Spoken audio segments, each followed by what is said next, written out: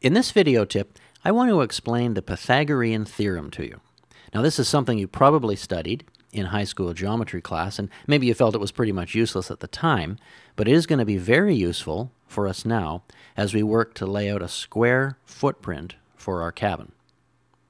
Now, start by imagining the footprint of that cabin. It doesn't have to be to scale. This is just to give you the idea. The main thing is that all four corners be square.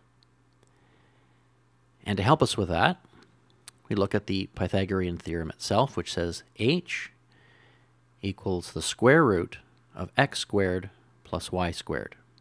Now, going over to the diagram, we'll call the short side x alongside y. H is the hypotenuse, which is the diagonal line from corner to corner. Now, in our case, x is 16 feet, or 192 inches. Y is 25 feet, or 300 inches. Now, what we want is to determine h. So, we'll plug all those numbers in.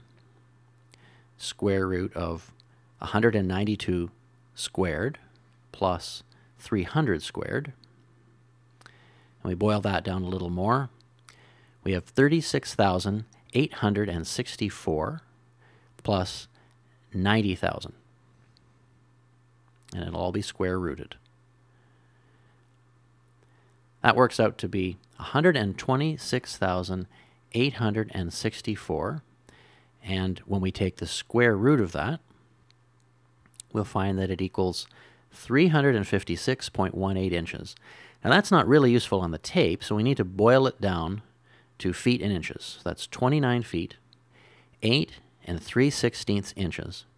That's the length of the diagonal across our cabin, and we're going to use that number in a future video tip.